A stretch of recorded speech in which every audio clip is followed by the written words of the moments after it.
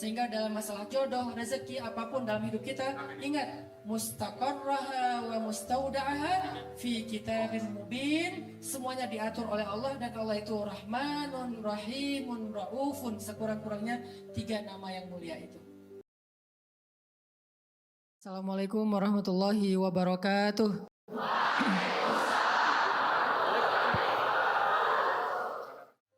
Terus takdir kita siapa Ustaz? Ada, udah disiapkan 50.000 tahun sebelum Allah menciptakan semesta, dan ditulis ulang untuk kedua kalinya 40 hari sebelum ruh ditiupkan ke dalam rahim ibu kita.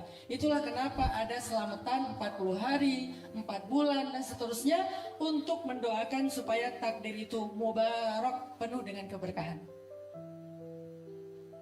Jadi udah ditulis sebelum kita lahir, udah ditulis sebelum semesta diciptakan, dan kita punya jodoh kita, dan itu yang terbaik dari Allah. La tayasu, la tahzan. Jangan berputus asa, jangan khawatir. Udah ada jodohnya masing-masing, udah ada jatah rezekinya masing-masing. Sehingga kalau misalnya kita berdagang nih ceritanya, dalam mencari rezeki, orang yang percaya kepada takdir nggak akan curang. Orang yang percaya kepada takdir nggak akan menzolimi hak orang lain, nggak akan mengambil yang bukan haknya. Orang yang percaya kepada takdir, beriman kepada takdir, nggak akan khawatir kalau di jalan itu ada 1000 pedagang yang sama. Kenapa? Sebutir beras pun nggak akan ketukar. Lalu kenapa kita dengki sama teman kita yang mungkin tiba-tiba hari ini rame, besoknya giliran yang lain? Bukankah semuanya watilkal ayyam nudawiluha bainan nas? Bukankah setiap hari itu Allah mempergilirkan di antara manusia? Maka kenapa hasad? Kenapa dengki? Kenapa jadi menggosipi teman kita yang punya kelebihan rezeki dibandingkan kita? Sebutir beras pun gak akan ketukar. Sebutir padi pun gak akan ketukar. Terus kenapa harus mencari yang haram? Kenapa harus menghalangi hak orang lain? Kenapa harus menjelek-jelekan dagangan orang lain? Kenapa harus dengki dan menghina orang lain? Apakah dengan begitu kita merasa bahwa kita akan mendapatkan lebih dari dia? Enggak akan ketukar walaupun kita menghina dia. An-nas kata Nabi, "Law ijtama'u ala ayyadurruk lan yadurruka illa bima kataballahu alaik. Walau ijtama'u ala an yanfa'uk lan yanfa'uka illa bima kataballahu lak."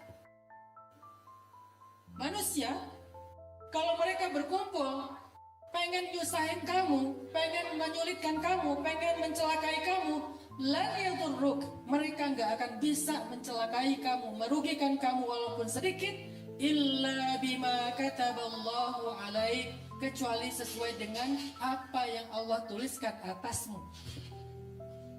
Jadi kalau ada orang yang semuanya menjelek-jelekin kita, terus kita kayak jadi insecure, ada nggak ya laki-laki yang mau sama saya? Setiap yang datang belum masuk ke gerbang rumah udah jelek-jelekin sama tetangga. Awas di situ ada anjing galak.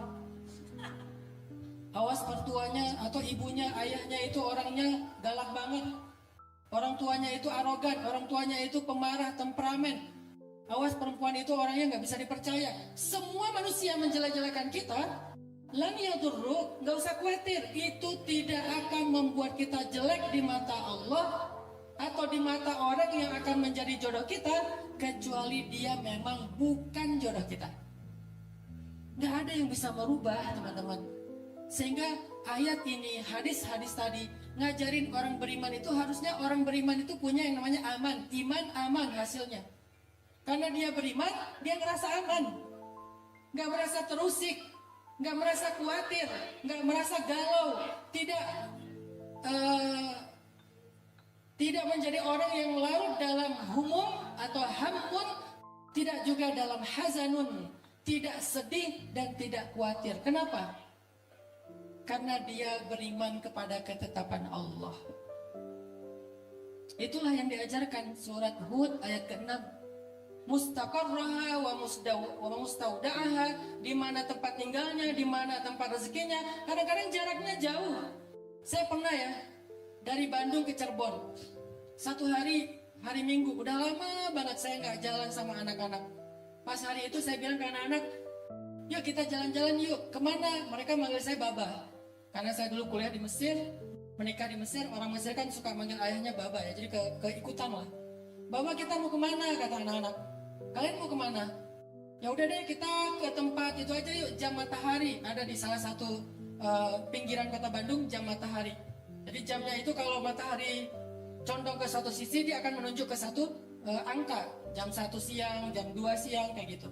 Ya udah yuk, naik aja mobil ke arah Jam Matahari. Pas mau keluar dari tol, anak-anak bilang, aduh udah pernah ya, jadi gak terlalu seru. Gimana kalau kita ke Ancol aja, arah ke barat. Akhirnya, jadi benar nih ke Ancol, ya lanjutin, gak jadi keluar tol. Baru jalan sebelum sampai Cikampek, mereka bilang, tapi Ancol gitu-gitu aja ya. Gimana kalau kita cari pantai di daerah Indramayu sana? Kayaknya lebih virgin deh, nggak terlalu rame. Akhirnya balik ke kanan, menyusuri Indramayu. Nyari pantai, berhenti nggak ada yang bagus, berhenti nggak ada yang cocok. Akhirnya sampailah sore-sore kita di Cirebon, nyari empal gentong.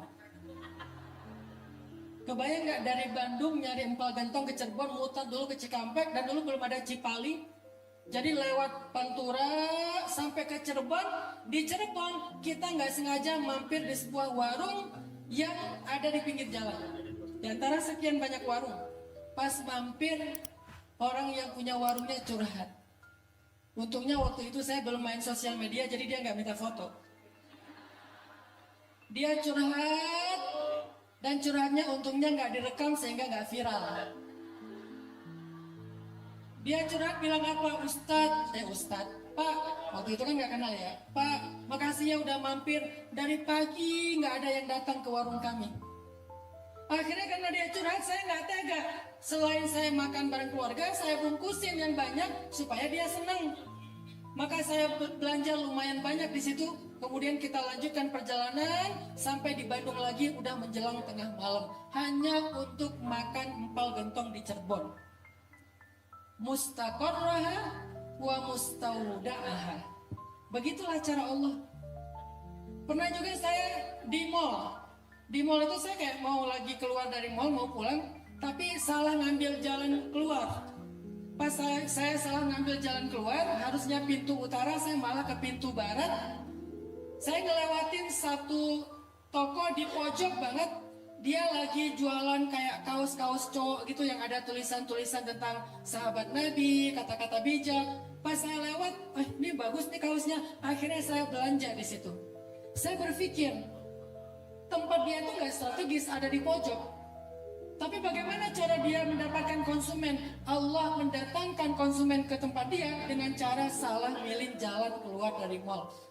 Mustaqarraha wa mustaudaha. Rezeki kayak gitu. Sering banget saya ngalamin. Saya pernah jalan ke daerah Bengkulu.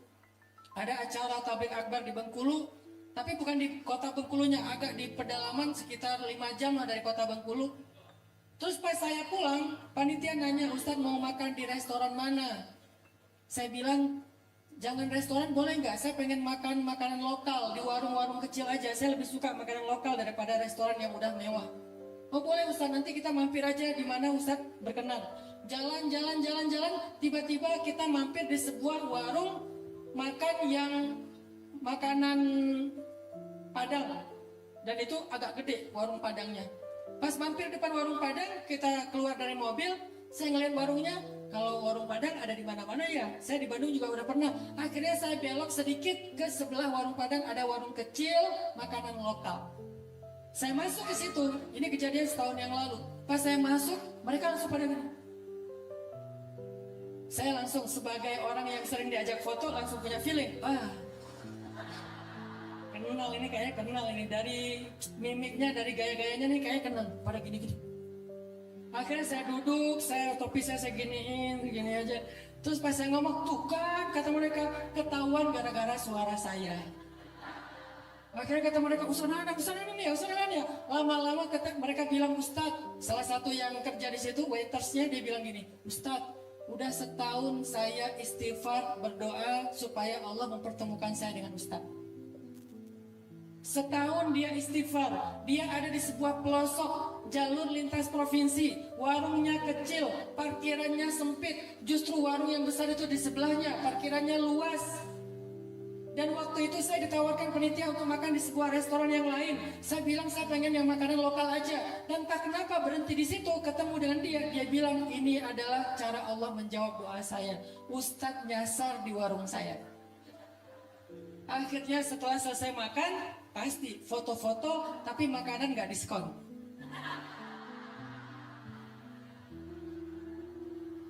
Artinya Allah memperjalankan saya.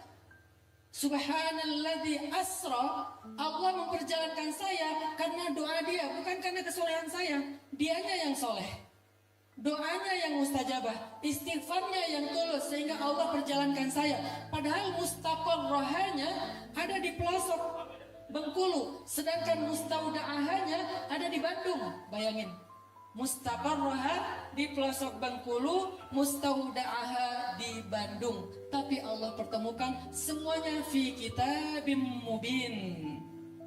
Dan kejadian itu sering saya alamin. Mungkin sempat viral juga di YouTube. Seorang tukang gojek kan yang istighfar selama setahun, pengen ketemu sama Ustaz Hanan katanya.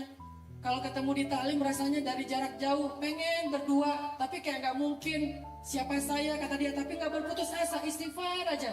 Suatu hari saya beres acara di masjid itu, saya telat dijemput sama keluarga. Akhirnya saya pesan Gojek. Pas dia di depan masjid, dia ambil. Dia pun gak tahu itu saya. Pas saya datang, saya pakai, waktu itu lagi musim masker, saya pakai masker, pakai topi, dia nggak ngeh saya itu. Terus dia kasih helm. Di sepanjang jalan dia cerita, dia nanya, Mas sering ngaji di situ? Sering, saya bilang.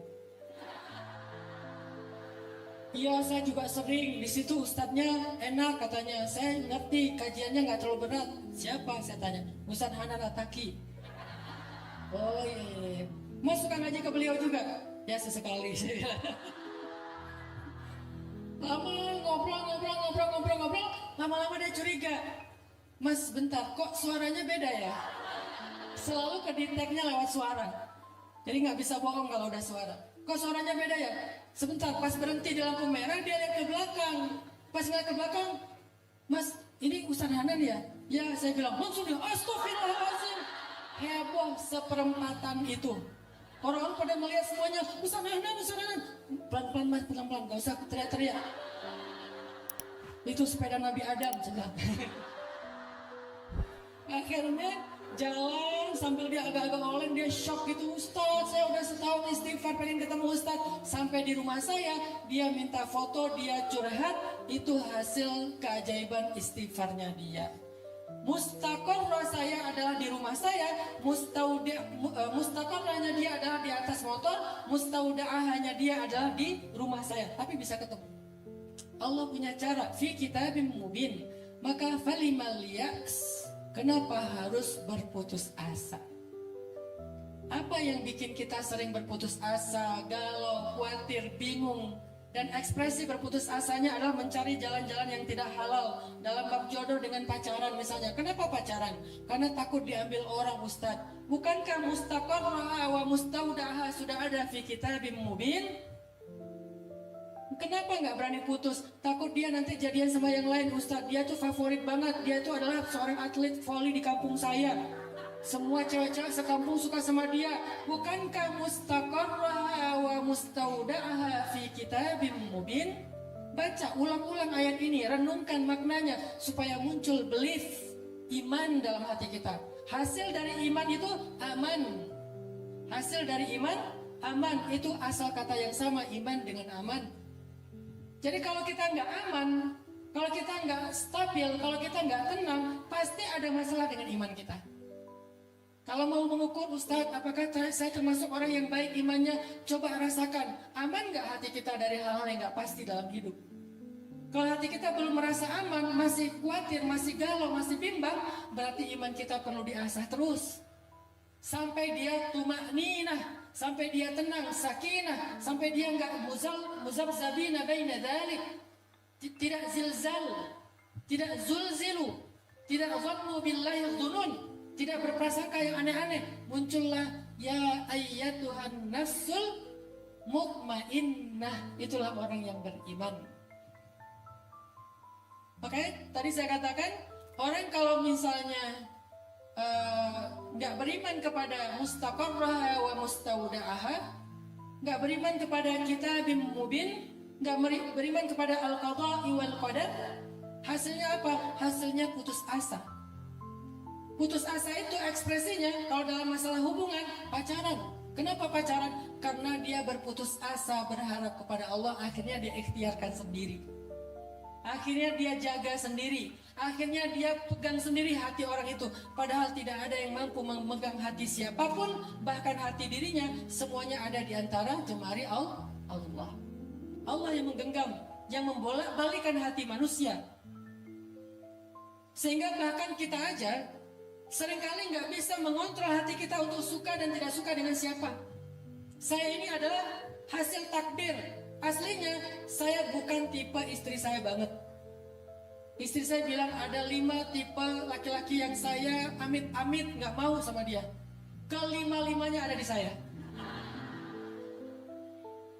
Pertama, karena istri saya orang Jawa, dia takut kalau punya suami orang Sumatera. Beda frekuensi, beda karakter, beda gaya. Ya Allah, jangan orang Sumatera. Saya Sumatera Aceh pula. Yang ngomongnya itu mungkin karena sekarang alhamdulillah saya udah lama di Jawa Barat, di Sunda. Jadi orang pikir saya orang Bandung, aslinya Aceh. Muka nggak mungkin dibohongin ya. Nggak ada kan muka orang Sunda kayak gini ya, mata dekok. Jadi dia bilang, ya Allah kalau bisa jangan orang Sumatera. Bukan masalah suku, masalah kecocokan, karakter. Pengen yang sefrekuensi lah orang Jawa, lebih santun, lebih apa. Kalau marah itu dia diam. Kalau orang Sumatera marah ya ngomong aja biar cepat rilis. Tapi orang lain yang kemudian kena mental. Ya Allah jangan orang Sumatera, saya orang Sumatera. Ya Allah kalau bisa dia jangan terlalu warnanya itu agak terang dikit lah. Jangan terlalu dof lah, saya dof. Masya Allah. Yang ketiga, ya Allah kalau bisa jangan yang lebih muda dari saya, biar dia lebih dewasa, lebih matang. Saya lebih muda, walaupun gak jauh-jauh banget. Ya Allah kalau bisa dia jangan ustadz, dia takut kalau ustadz pokoknya adalah alasannya. Saya ustadz. Semua kriteria yang dia gak inginkan dari seorang calon suami, 5-5-nya ada di saya. Sehingga pas ketemu saya dia doa, ya Allah jangan yang itu ya Allah. Saya ketemu dia, saya doa, ya Allah yang itu aja ya Allah. Akhirnya jadi. Kenapa? Ustadz, doanya lebih mustajabah. Sebetulnya bukan itu. Sebetulnya mustaqarraha wa mustaudaha. Yang satu di Aceh ujung Sumatera, yang satu di Tuban ujungnya Jawa Timur. Nggak ujung sih, pokoknya Jawa Timur lah. Karena ujungnya kan Banyuwangi ya. Yang satu di ujung Sumatera, yang satu di ujung Jawa. Mustaqarraha wa mustaudaha. Ketemunya di Mesir. Kok bisa ketemu di Mesir? Ya gimana Allah? Saya lagi ngantri beli kebab, dia juga ngantri. Pas dapat kebab punya dia saya ambil. Namanya juga cowok ya. Nih saya kasih rahasia cowok. Hati-hati ya. Cowok itu jago acting. Saya ngambil punya dia, kata dia, Mas itu punya saya. Enggak, ini punya saya. Enggak, itu punya saya. Enggak, punya saya. Kan kamu dengan saya sama. Lagi ngantri beli kebab, akhirnya kenalan, akhirnya jadi lanjut. Saya telepon orang tuanya di Tuban. Pak, saya pengen melamar anak bapak. Oh, saya terserah anaknya. Kalau anaknya saya setuju Pak, udah oke. Padahal dia juga belum jawab. Alhamdulillah akhirnya selesai. Dipermudah oleh Allah menikahnya pas lagi haji di Mekah. Sebulan persis setelah kejadian musibah tsunami di Aceh, ibu saya meninggal dalam tsunami, keluarga saya banyak yang meninggal dalam tsunami, dan Allah sebulan kemudian mengganti keluarga baru untuk saya dari Jawa. Menikahnya di Masjidil Haram, beres semua rangkaian haji karena nggak boleh menikah lagi ihram. Udah beres haji semuanya, menikah, istri masih di Mesir, saya di Mekah, ketemu calon mertua saya di sana. Setelah akad baru saya telepon dia, yang kita udah halal. Itu namanya menikah LDRan, menikah online. Jadi artinya, Bapak Ibu teman-teman sekalian, moral of the story, mustaqarraha wa mustaudaha fi kitabim mubin. Allah yang sudah mengatur semuanya. Fala tayasu, nggak usah khawatir. La tahzanu, nggak usah khawatir, nggak usah bingung. Serahin aja sama Allah dengan ikhtiar terbaik kita. Kalau gitu kita nggak perlu ikhtiar, Ustaz. Perlu. Kenapa? Ada seorang sahabat bertanya kepada Nabi dalam hadis riwayat Tabrani. Kata dia gini, ya Rasulullah, apakah semua perbuatan kita sudah dicatat dalam takdir? Kata Nabi, ya. Kalau gitu kenapa kita beramal ya Rasulullah? Kata Nabi, beramallah kalian karena segala sesuatu itu dimudahkan kepada apa yang dia lakukan. Jadi ikhtiar bagian dari cara kita untuk meminta kemurahan Allah, mempermudah yang baik-baik bagi kita. Tapi semuanya diatur oleh Allah, tapi kita wajib berikhtiar. Maka jangan berkecil hati kalau kita ikhtiarnya ke barat, jadinya ke timur. Memang mustaudaahnya di timur. Nyari rezekinya ke barat, jadinya di timur. Nyari jodohnya ke barat, jadinya di timur. Gak apa-apa, yang penting ikhtiar. Gak apa-apa kita salah arah, tetapi Allah akan menghargai setiap langkah kita. Gak apa-apa kita salah arah. Kita berikhtiarnya ke kanan, ternyata rezeki kita ada di sebelah kiri. Kita ikhtiarnya ke belakang, ternyata rezeki kita di depan. Gak masalah kalau kita salah arah dalam melangkah, yang pasti Allah menghargai setiap langkah-langkah kita fisabilillah. Mustaqarraha wa mustaudaha. Maka kalau kita hubungkan dengan judul mengejar yang dirindukan, rezeki, keturunan, kebahagiaan, jodoh, nasib, cobalah kejar dengan mindset al-imanu bil qada'i wal qadar, beriman kepada takdir. Karena kalau kita mengejar dengan konsep tidak beriman kepada takdir, kita akan capek sendiri. Apa maunya Allah? Kenapa begini? Allah nggak ridho kepada saya. Allah nggak rela ngelihat saya jadi orang benar. Bla bla bla bla bla bla. Akhirnya putus asa menjadi orang benar. Ada yang sudah berhijab. Setelah berhijab dia mendapatkan beberapa ujian hidup. Akhirnya dia balik lagi buka hijabnya. Kenapa? Berputus asa kepada rahmat Allah. Kenapa berputus asa? Gak percaya dengan takdir tentang rezeki dan karir. Saya kasih contoh. Tahun 2015, waktu itu saya masih punya usaha kecil-kecilan kayak jual pulsa, bikin penerbitan buku kecil-kecilan di rumah. Waktu itu usaha saya lagi drop, sehingga penghasilan saya paling sebulan 2 juta, 3 juta, dan selalu habis untuk kebutuhan sehari-hari. Udah lama saya nggak megang uang lebih dari 2 juta atau 3 juta. Tiba-tiba satu hari ada sebuah project, saya dapat untung 15 juta cash. Begitu saya dapat uang untung halal 15 juta, saya bahagia banget. Alhamdulillah bisa megang uang 15 juta, mau ditabung, mungkin bisa dipakai untuk beli ini dan itu.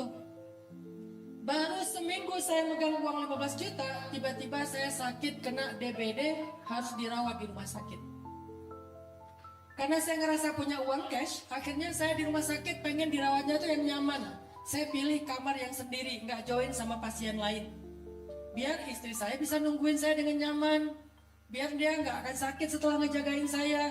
Ada sofa bed buat dia istirahat, ada kulkas buat nyimpanin makanan buat dia.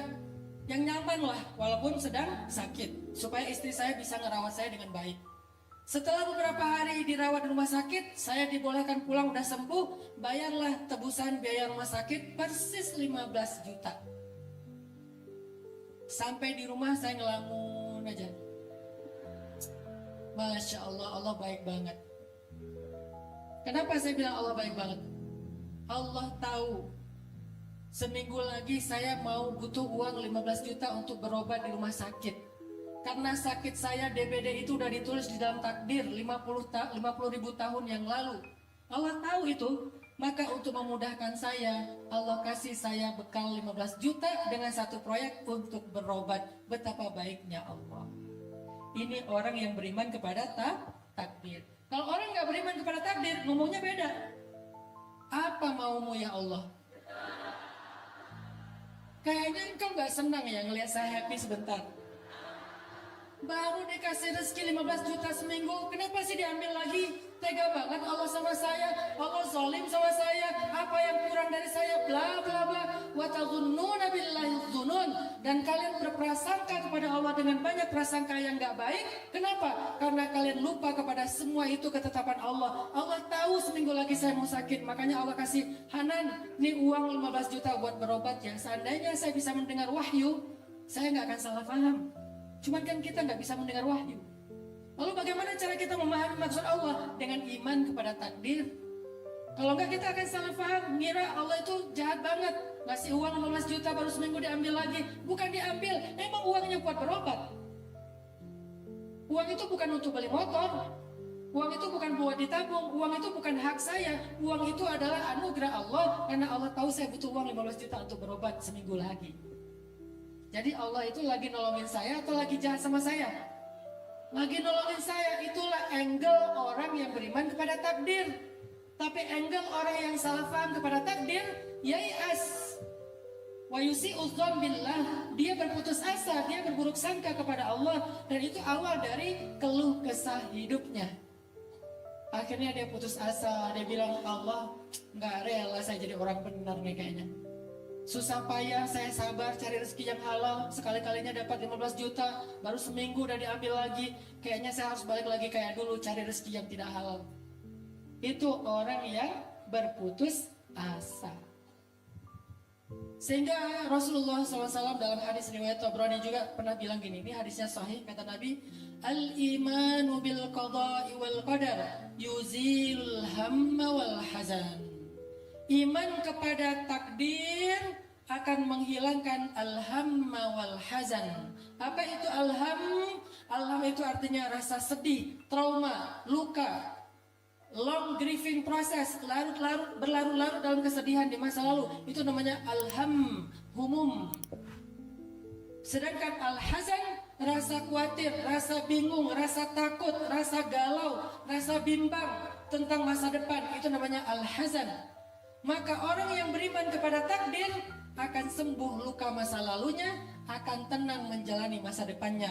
Yuzilul hamma wal hazan. Itulah kenapa kita diwajibkan beriman kepada rukun iman yang keenam ini, al-imanu bil qada'i wal qadar. Wajib kita beriman. Kalau enggak, maka cacatlah iman kita. Dan itu enggak bisa dipisah-pisah. Beda sama rukun Islam. Rukun Islam kalau ada yang kita nggak bisa amalkan, maka dimaafkan. Misalnya kita nggak bisa haji karena emang nggak mampu. Kita nggak berzakat karena tidak memiliki kelebihan rezeki. Tidak sampai nisab, tidak sampai haul dan seterusnya. Oke, itu rukun Islam. Tapi rukun iman nggak ada satupun yang boleh kita tolak. Semuanya kita ambil. Dan kalau kita kaitkan dengan sifat wajib bagi Allah yang 20, Allah itu qudrat, iradat, ilmun. Allah tahu, Allah mampu, Allah mau. Jadi nggak ada satupun yang terjadi di luar Allah tahu, di luar Allah mampu, di luar Allah mau. Semuanya dalam ketentuan Allah. Itulah al-imanu bil qada'i wal qadar. Sehingga la tahzanu teman-teman tentang jodoh. Jangan khawatir. Ustadz, umur saya udah 27 tahun, perempuan. Umur saya udah 27 tahun Ustadz, ada nggak jodoh saya Ustadz? Ada, tunggu ya bentar lagi insya Allah. Kenapa Ustadz? Karena Sayyidah Khadijah aja 40 tahun. Ustadz, umur saya udah 30 tahun. Oh, dikit lagi tuh. Ustadz, umur saya udah 35. Bentar lagi tuh. Sabar. Ustadz udah 39. Nah, Ustadz udah lewat 45. Gimana Ustadz? Kan kita bukan Khadijah. Emang kita sesoleha Khadijah. Artinya la tayasu. Ada yang menikahnya baru ketemu dengan jodoh sejatinya di usia 60 tahun. Bisa. Ada yang di usia 25 tahun. Ada yang di usia 50 tahun dan seterusnya. Yang penting jangan khawatir. Ini baru 12 tahun. Aku punya jodoh gak ya? Baru 12 tahun, baru lulus SD. Udah mikirin jodoh. La tahzan. Gak usah khawatir. Jadi apa arti la tahzan? Bukan jangan sedih. Dalam konteks ayat itu adalah jangan khawatir. Kalau jangan sedih itu bukan al-hazan, tapi al-ham. Ada seorang sahabat namanya Abu Umamah. Dia sering duduk di masjid sambil ngelamun, padahal belum waktunya sholat. Sehingga Nabi datang pada dia terus nanya, "Ya Aba Umamah, mali araka fi masjidin min ghairi waqti shalah." Wahai Abu Umamah, kenapa aku selalu menemukan kamu di masjid padahal bukan waktunya sholat? Ada apa ya Abu Umamah? Malham. Apa masalah kamu ya Abu Umamah? Jawaban Abu Umamah, humumun wa duyunun ya Rasulullah. Saya lagi sedih ya Rasulullah. Saya banyak hutang ya Rasulullah. Saya terjebak pinjol ya Rasulullah. Misalnya ya. Humumun wa duyunun ya Rasulullah. Terus Nabi bilang, ala u'allimuka kalimatin. Boleh enggak? Mau nggak aku ajarin kamu satu kalimat, satu doa? Nih semacam dikasih ijazah sama Nabi. Kalau kamu baca doa ini di waktu pagi dan petang, Allah akan menghilangkan humummu, sedihmu, dan membayarkan hutangmu. Apa itu ya Rasul? Kata Nabi, Qul Allahumma inni a'udzubika minal hammi wal hazan, wa minal ajzi wal kasal, wa minal jubni wal bukhl, wa min ghalabatid dain, wa qahrir rijal. Kata Abu Umamah, setelah saya mendawamkan doa itu setiap pagi dan petang, Allah pun menghilangkan sedih saya dan membayarkan hutang-hutang saya. Artinya apa? Ketika kita punya humum, maka humum itu obatnya di langit bukan di bumi. Ketika kita punya hasan, obatnya hasan itu di langit bukan di bumi. Maka jangan pergi mencari obat di bumi untuk semua penyakit dan keluh kesah hati, jiwa dan mental kita. Carilah di langit. Bagaimana cara cari di langit Ustaz? Mi'rajlah ke langit. Bagaimana cara kita mi'raj ke langit Ustaz? Letakkan jidat kita sejajar dengan kaki kita dalam sujud. Itulah mi'rajnya seorang mukmin kepada Allah. Sehingga dengan cara itulah kita mencari obat hati kita. Aku lagi sedih nih. Wudhu, Allahu Akbar. Salat apa Ustaz? Boleh salat hajat, boleh salat taubat, boleh salat mutlak. Berapa rakaat Ustaz? Bebas, namanya juga mutlak. Allahu Akbar. Salat. Pas sujud, panjangin sujudnya. Doa, Ustaz nggak hafal doanya, nggak tahu bahasa Arab. Ya udah, nanti beres salat berdoa. Karena kan kalau di dalam salat kita ucapkan selain ucapan doa ataupun yang diajarkan oleh Rasulullah dan para ulama, batal salat kita. Maka setelah sholat, ya Allah, saya sedih. Barusan saya diputusin dengan cara yang sangat kejam. Dia bilang gini, ya Allah, kita jadi adik kakak aja ya. Saya daripada jadi adik kakak, mending jadi musuh ya Allah. Curhat sama Allah, munajat syakawa, wa tashtaki ilallah. Khawlah bintu Sa'labah ditolong oleh Allah karena suka curhat kepada Allah, dan curhatnya direkam di dalam surat curhat. Apa surat curhat? Ada nggak surat curhat dalam Al-Quran? Ada, namanya suratul mujadalah atau mujadilah. Itu surat curhat. Ayat pertamanya tentang curhat. Qad sami'allahu qawlan lati tujadiluka fi zawjiha wa tashtaki ila Allah wallahu yasma'u tahawurakuma. Sama Allah, ilmun sama, Allah mendengar. Jadi obatnya di langit, minta sama Allah. Akhirnya Allah hilangkan humum, Allah hilangkan hazan, Allah hilangkan segala keluh kesah di hati kita. Tapi modalnya iman kepada Allah. Ada orang yang sudah berdoa tapi belum hilang humum dan hazannya karena tidak beriman kepada takdir Allah, gak beriman kepada pengaturan Allah, gak beriman bahwa Allah itu sayang sama kita. Allah itu dasarnya gak tegaan sama kita. Apa arti gak tegaan dalam bahasa Arab? Ra'fah. Dan sifat Allah atau nama Allah itu Ra'ufun, maha tidak tega. Rahmanun, maha pengasih. Apa arti maha pengasih? Gampang kasihan. Rahman, gampang kasihan, nggak tega. Udah Rahman, Rahim, Raufun. Coba kurang apa Allah itu sama kita? Dasarnya gampang kasihan, dasarnya sayang banget, dasarnya nggak tega sama hambanya. Lebih daripada sayang, nggak tega dan kasihan seorang ibu kepada putranya. Allah lebih dari siapapun. Kalau Allah kasih sayang kepada kita lewat manusia, itu cuma 1/sekian ribu dari 1 bagian kasih sayang yang dibagi rata. 99 disimpan Allah khusus untuk hamba-hamba yang Allah kehendaki. Jadi dasarnya Allah itu kasihan sama kita. Jadi kalau ada orang yang kasihan sama kita akhirnya nolongin, Allah lebih daripada dia. Kalau ada orang yang gak tegaan sama kita untuk menyakiti, Allah lebih daripada dia. Kalau ada orang yang sayang banget sama kita sampai berkorban, Allah lebih daripada dia. Maka kenapa kita sedih dan khawatir? Kenapa kita sedih dan khawatir? Kita punya Allah yang maha sempurna. Enak banget orang yang beriman itu.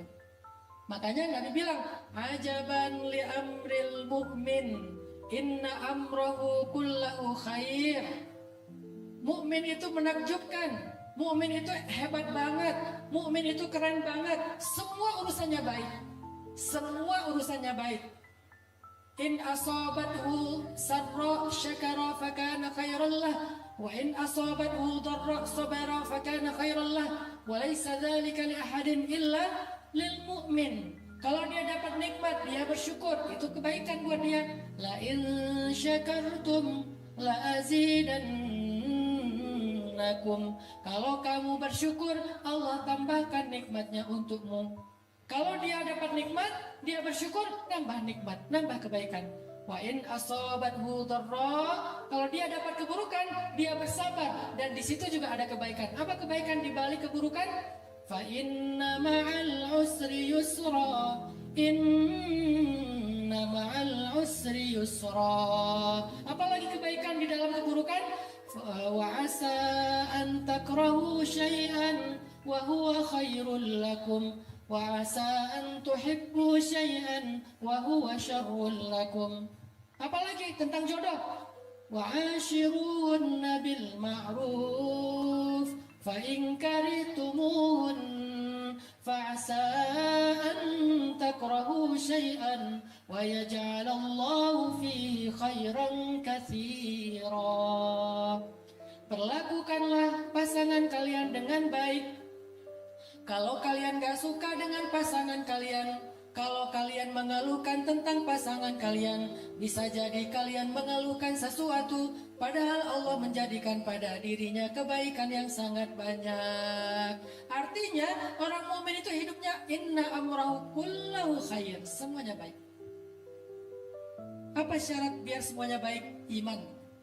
Percaya Allah maha baik, Allah maha sempurna, Allah maha penyayang, Allah maha pengasih, Allah maha gak tegaan, sehingga semua urusan hidup kita baik. Dapat musibah, di balik musibah ada kebaikan, bersama musibah ada kebaikan, dan orang yang sabar dapat berita gembira. Wa basyiris sabirin.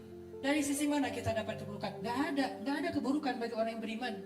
Hanya orang yang kufur yang merasakan keburukan hidup. Semakin besar kekufurannya, semakin besar keluh kesah hidupnya. Semakin besar imannya, semakin besar bahagianya. Jadidu imanakum. Perbaharui, recharging iman kita kepada Allah. Merecharging iman itu bukan cuma taklim kayak gini, tapi kita tafakur, kita ingat-ingat kebesaran Allah. Alam yajidka yatiman fa'awa wa wajadaka dhallan fahada wa wajadaka ailan fa'aghna. Bukankah itu bukti-bukti Allah sayang sama kita? Yang dicontohkan dalam kehidupan pribadinya Rasulullah SAW. Ma wadda'aka rabbuka wa ma qala. Allah gak pernah ninggalin kamu, Allah gak pernah bete sama kamu. Teman kadang bete sama kita, pasangan kadang bete sama kita, orang tua kadang bete sama kita, tapi Allah wa ma qala, gak pernah bete sama kita, gak pernah. Terus kenapa ada ujian musibah dalam hidup saya, Ustadz? Musibah ataupun ujian bukan tanda Allah bete. Kalau Allah marah, Allah nggak ngasih ujian dan musibah, Allah ngasih azab. Dan itu hanya berlaku kepada orang kufur. Orang mukmin tidak mendapatkan azab. Orang mukmin mendapatkan ujian ataupun musibah yang fungsinya cuma dua, untuk mengangkat derajat atau menggugurkan dosa. Dan dua-duanya bukti Allah sayang, bukan bukti Allah marah. Ada hambanya berdosa, Allah nggak mau dia nanti susah di akhiratnya. Karena di akhirat itu menebus dosa lebih susah daripada di dunia. Sementara amal ibadahnya kurang untuk membayar dosanya. Sehingga Allah kasih demam, Allah kasih sakit gigi, Allah kasih ujian, tertusuk duri jarinya. Apa fungsi semua itu? Untuk menggugurkan dosanya. Berarti Allah sayang sama dia. Sama kayak seorang dokter ketika sayang sama pasien, atau ibu ketika sayang sama anak yang lagi sakit, dikasih obat walaupun obatnya pahit. Jangan bilang ibu saya emang marah sama saya dikasih satu minuman yang pahit banget, emang dia nggak suka sama saya dari dulu. Gitu nggak kita menyimpulkan? Enggak kan? Karena kita paham. Apakah kita paham maksud Allah? Ma'rifatullah, ma'rif billah. Kalau kita ma'rifatullah, kita akan ngerti, oh pahitnya kehidupan itu obat untuk menyembuhkan, membersihkan luka-luka di tubuh saya, di dalam spiritual saya. Jadi Allah nggak pernah qala, nggak pernah benci, nggak pernah marah, nggak pernah bete sama kita. Ma wadda'aka rabbuka wa ma qala. Allah nggak pernah nge-live kamu, unfollow kamu, unfriend kamu, ninggalin kamu sendiri, apalagi bete sama kamu. Allah nggak pernah. Itu surat cinta banget dari Allah. Abdi, wahai hambaku, aku nggak pernah ninggalin kamu. Aku nggak pernah bete sama kamu. Aku sami'ud du'a. Sami', bukan sami'. Sami', arti sami', doanya berulang-ulang, itu lagi sampai bertahun-tahun. Allah masih dengar dan Allah betah mendengar doa kita. Nggak pernah, itu kan udah kemarin, nggak ada bahan lain ya. Nggak pernah kayak gitu. Sami'ud du'a, betah banget dengerin doa kita. Kita tuh harusnya beruntung banget teman-teman, punya Rabb, punya Allah yang maha sempurna. Falimal ya's wal hazan. Kenapa harus berputus asa dan khawatir? Semoga ayat ke-6 surat Hud bisa menjadi bahan renungan kita ketika iman lagi drop, ketika lagi galau. Ingat-ingat materi hari ini, coba tadabbur lagi, tafakur lagi, oh itu maksudnya, sehingga dalam masalah jodoh, rezeki, apapun dalam hidup kita, ingat mustaqarraha wa mustauda'aha fi kitabim mubin. Semuanya diatur oleh Allah, dan Allah itu Rahmanun, Rahimun, Raufun, sekurang-kurangnya 3 nama yang mulia itu. Barakallahu fikum, Allahul muwafiq ila aqwamit thoriq. Wassalamualaikum warahmatullahi wabarakatuh.